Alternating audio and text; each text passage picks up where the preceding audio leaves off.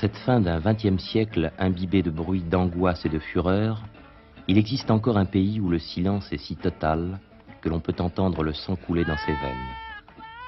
De tous côtés, l'œil parcourt l'horizon sans rencontrer d'obstacles. Au cœur de la Mauritanie, la solitude et le dénuement sont tels que parfois ils écrasent l'homme. Le plus souvent, ils le magnifient. Ici vivent les grands nomades, fiers comme le soleil, libres comme le vent. On les appelle fils des nuages.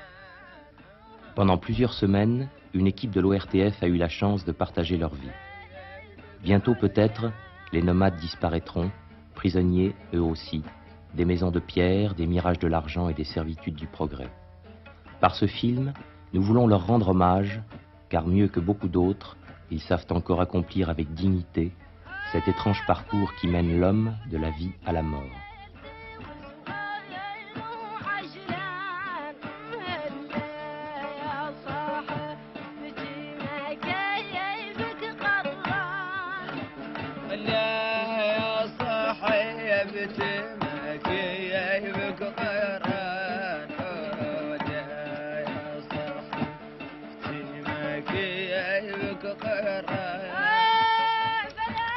Une caravane progresse dans le désert.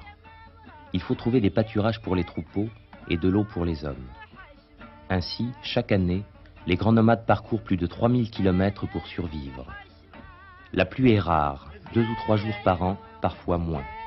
Mais là où elle tombe, en quelques heures, le sable se couvre d'une herbe éphémère. À des centaines de kilomètres, les chameaux sentent les nouveaux pâturages dont l'odeur est apportée par le vent. Alors, irrésistiblement, le troupeau se met en marche suivi par les nomades, car le chameau est la condition même de leur existence.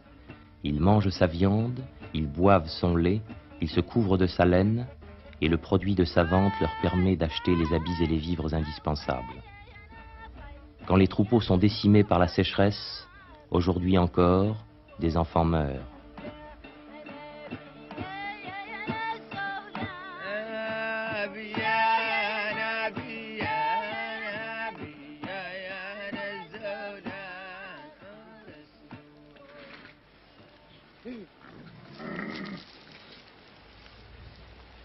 Brahim a 55 ans.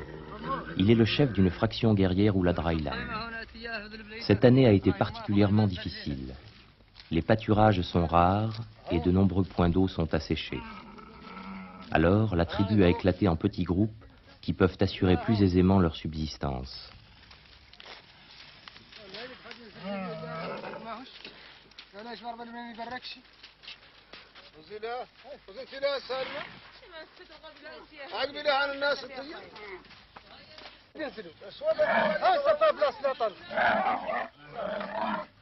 C'est à Brahim que revient le choix du campement provisoire. À proximité, il a trouvé de la scaf, herbe salée dont les chameaux sont friands. Éprouvés par de longues étapes, les femmes et les enfants n'auront que 2 ou 3 jours pour reprendre des forces, puis il faudra continuer la nomadisation, car il n'y a pas d'eau dans la région, et il serait dangereux d'épuiser les réserves contenues dans les outres et les tonneaux. Avec la précision que procure une longue expérience, chacun participe à l'installation. En tout premier lieu, il faut soulager les chameaux de leur fardeau.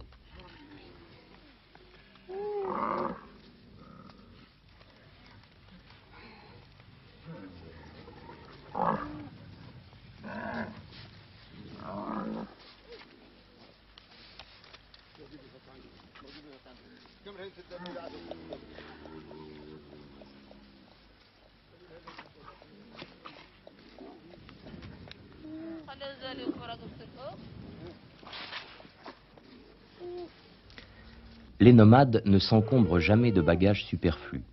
Les objets qu'ils possèdent sont identiques à ceux que possédaient leurs pères et les pères de leurs pères.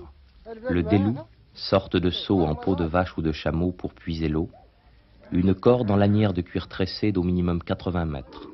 À cette profondeur, les puits sont rarement secs et l'eau en est merveilleusement limpide. La gerba, outre en peau de chèvre, la kuntilla, petit sac de cuir qui contient les accessoires pour faire le thé, l'ilawish ou peau de mouton. On l'installe au creux de la selle pendant le déplacement et on l'étale sur le sol pour se reposer à la halte. Le fusil, inséparable compagnon des guerriers. Le nomade porte un saroual en guise de pantalon, un draha, sorte de tunique ample, et un aouli, long morceau d'étoffe que l'on s'enroule autour de la tête pour se protéger du soleil, du froid et du vent de sable. Cette étoffe est imprégnée d'une teinture végétale, le bleu de Guinée. Il est essayant de s'en frotter le visage pour acquérir cette teinte très caractéristique à laquelle les morts doivent leur surnom d'hommes bleus. Les femmes sont revêtues de la mélafa. Elles transportent dans un vaste fourre-tout une marmite, une bouilloire, 2 ou 3 calebasses, quelques nattes et coussins, et le varou, qui est une large fourrure faite de plusieurs peaux assemblées. Sans oublier le petit coffret dans lequel elles gardent précieusement les colliers et bracelets, ainsi que les phares. 5 fois par jour, Hamoud doit faire la prière. Comme tous les autres Mauritaniens, il est un fervent musulman. Avant chaque prière, il fait ses ablutions, le plus souvent avec du sable, car l'eau est rare. Toute sa vie est marquée par la religion, non pas subie, mais acceptée comme force vivifiante. À chaque moment de douleur ou de désespoir, à chaque moment de joie, il invoque Allah, Dieu Tout-Puissant, et Mohammed, son prophète. Chaque année, sans aucune